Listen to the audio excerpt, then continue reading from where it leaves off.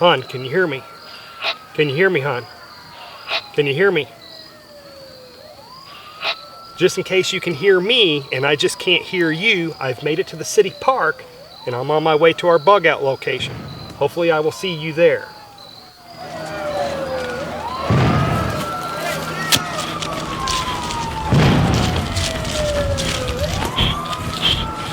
Freeze! Give me your backpack.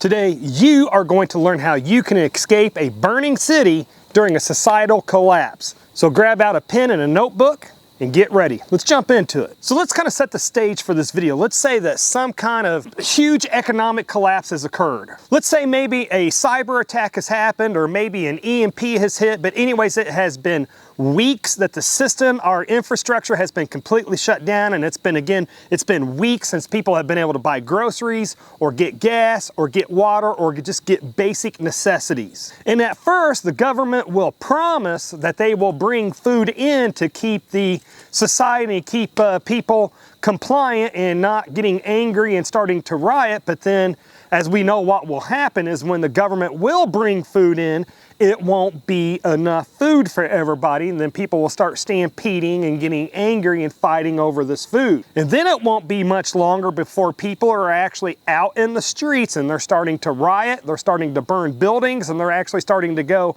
house to house breaking in as they search for food that they can feed themselves and their family. And now you find yourself where you need to escape your city, and you have found yourself just barely escaping your own house as it was starting to be looted and burned to the ground. So here are some tips that you can use to escape a city that is in complete societal collapse and starting to burn to the ground. Now the first thing is that if you do live in a highly populated area, that as soon as that EMP hit or as soon as that hacking attack took down the infrastructure, you should have bugged out before the rioting even began. But let's just say that you didn't. The first thing is that you need to have plans made beforehand. Before any cyber attack happens, before any EMP or any type of societal collapse happens, you need to have your plans before, again, any of that goes down. So having a bug out bag with food and supplies in it, and then having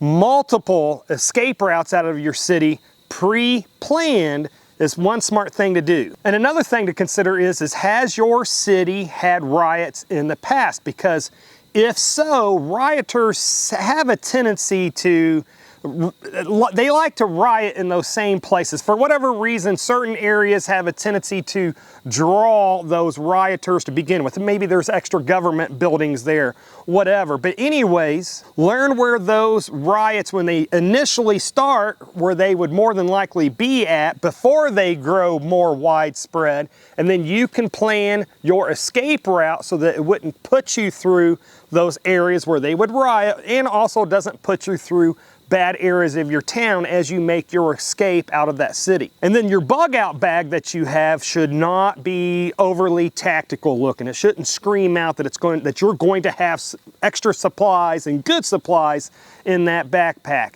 And you want to make sure you have obviously enough food and water to get you to wherever you are bugging out to. And you probably want a simple way to be able to start a fire, extra clothes in there, whatever you need to keep warm for whatever your environment is. Simply put, you figure out where you are going to bug out to, and then make sure you have the supplies in that backpack that's going to get you from A to Z. Now, before you actually leave out of your house to bug out, because again, you're not going to bug out when rioters and looters are burning the house next to you. You're going to bug out before then. But before you actually head out of your house, try to gather as much information and intelligence before you actually head out your door. Doing things like talking to your neighbors. What has the neighbors heard? Listening to a ham radio. What are people saying over the ham radio or emergency radio? But just gathering as much intelligence as you can. What's going on in your city? What areas are burning? Where is it spreading to? As much intelligence that you can gather before you head out the door, the better. The next thing is try to choose the best time to actually bug out. Now, in the daytime, in the evening time, and at nighttime might be when the rioters and the looters are the most active. But even bad guys get sleepy usually when it gets really late at night, early in the morning, when it first starts cracking dawn is typically when it's the most quiet and less people are out. Again, even rioters and looters eventually get tired and they gotta rest before they can build up their energy to start their rioting and looting again. So for me, I would think more than likely right at the crack of dawn, or maybe right before dawn, would be when you would actually start your bug out. And another thing is this is probably not a good time to be in tactical clothing or looking like a tactical Tom. In a situation like this where there is widespread looting and rioting going across the city, probably just everyday clothes will probably help you to not stand out the best. And then when it is time to move out and bug out in a situation like this, I would be kind of hesitant to try to use a car. There's too much of a chance you're gonna get caught at a roadblock, or rioters are gonna attack your car like we've seen in videos before, whatever. I would be more apt to head out on a bicycle, again, if I was in a city where there was widespread looting going on. Now with a bicycle, you can cover a lot of distance really fast. And if people start chasing you, and especially when they're on foot, most rioters are on foot, if people start chasing you on your bicycle, you will have the mechanical advantage over them, having a better chance of escaping them. And then you always have that choice that you can ditch that bicycle and start hoofing it on foot. But if you have to do that, at least you've already covered a lot of distance with that bike. Now, one really important thing to remember is that you may be on a pre-planned route to escape your city, and then in the middle of this route, in the middle of escaping your city, find out that you need to end up going a different way. So having maps of your area so that you can escape is extremely important to have. And then also too, I would stay away from bridges and other places like that that can serve as choke points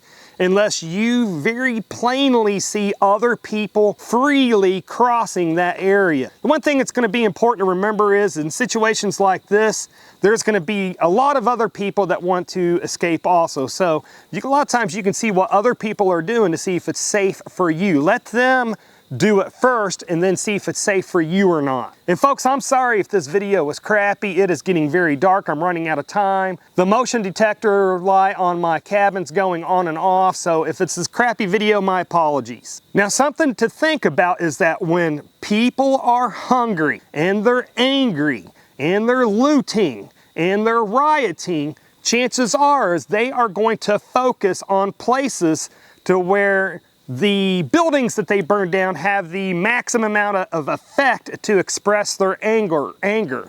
And the buildings that they're looting are gonna have the highest chances of them scoring food. So me personally, if I were bugging out of a city, I would be avoiding buildings that would be likely to be burnt down or buildings that would likely to be looted for food, and I would stick more towards greenways or parks and places like that to escape the city. Now, of course, there's always the chance that somebody's gonna be waiting in the bushes to jump out and attack you, but I still think that you'd have a high likelihood of running into less danger avoiding the buildings than the greenways. Now, depending on where you live at might dictate the type of weapons that you can own to defend yourself. Luckily, I live in a conservative state where we can have firearms and carry firearms in public to defend ourselves. But whatever kind of weapon that you can use to defend yourself, I would definitely have that as you are bugging out. Now, as I was bugging out, I would definitely keep that weapon concealed as I am moving. Number one, I don't want to draw attention to myself. And number two, if I do have to use it, I want it to be a surprise to the bad guy. The simple fact is that action is almost always faster than reaction. An example of action being faster than reaction, an example of that is the scenario video that we saw at the beginning of this video. In that scenario video, our character, our good guy, had his hand on his handgun and in the pocket of his jacket, so he was actually able to shoot that bad guy through the pocket of his jacket, and the bad guy didn't see that it was coming until it was too late. So now with these tips that you learned in this video, hopefully you made it out of your city that is suffering a societal collapse. Hopefully you made it out of that city unscathed. And then if you do make it out of your city unscathed, where are you heading to? Hopefully you have a pre-planned bug out location already set in place for you to go to. And then hopefully that bug out location